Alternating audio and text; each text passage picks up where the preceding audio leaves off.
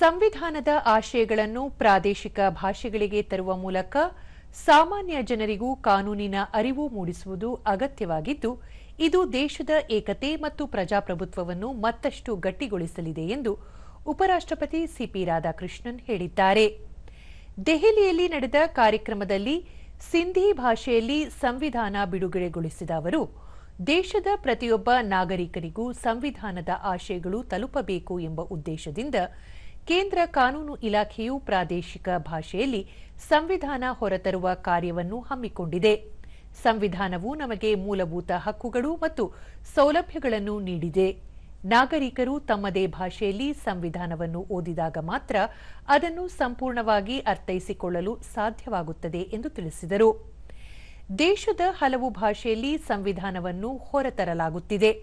ಇತ್ತೀಚೆಗೆ ತಮಿಳು ಭಾಷೆಯಲ್ಲಿ ಸಂವಿಧಾನವನ್ನು ಬಿಡುಗಡೆ ಮಾಡಲಾಯಿತು. ಅಲ್ಲದೆ ಭಾರತದಲ್ಲಿ ನೆಲೆಸಿರುವ ನೇಪಾಳಿಗರಿಗೆ ಅನುಕೂಲವಾಗಲೆಂದು ನೇಪಾಳಿ ಭಾಷೆಯಲ್ಲಿಯೂ ಸಂವಿಧಾನವನ್ನು ಅನಾವರಣಗೊಳಿಸಲಾಗಿದೆ. ಇದೀಗ ಸಿಂಧಿ ಭಾಷೆಯಲ್ಲಿ ಸಂವಿಧಾನ ತರಲಾಗಿದೆ. ವಿವಿಧ ಭಾಷೆಯಲ್ಲಿ ಸಂವಿಧಾನವನ್ನು ಹೊರತರಲು ಕೇವಲ ಭಾರತದಲ್ಲಿ ಮಾತ್ರ ಸಾಧ್ಯ. ಬೇರೆ ದೇಶದಲ್ಲಿ ಈ ರೀತಿ ಮಾಡಲು ಸಾಧ್ಯವಿಲ್ಲ. ಮಾತೃಭಾಷೆಯ ಮೂಲಕ ಜ್ಞಾನ ಪಡೆಯುವುದು ದೇಶವನ್ನು ಮತ್ತಷ್ಟು ಬಲಿಷ್ಠಗೊಳಿಸದಂತಾಗುತ್ತದೆ ಎಂದರು. ದೇಶ ಮೊದಲು ಎಂಬ ಧ್ಯೇಯದೊಂದಿಗೆ ನಾವೆಲ್ಲರೂ ಕೆಲಸ ಮಾಡಬೇಕು. ಹಾಗಿದ್ದಲ್ಲಿ ಮಾತ್ರ ವಿಕಸಿತ ಭಾರತ ಸಾಧ್ಯ.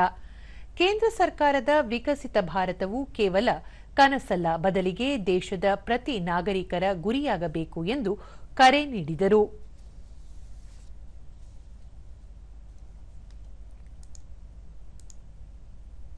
The diversity and strengthens the democracy and empowers the generations. In wake of the partition, countless Sindhi-speaking families were displaced from their homeland. In those challenging times, the Sindhi language became a powerful symbol of resilience, and it marks the unity all the time.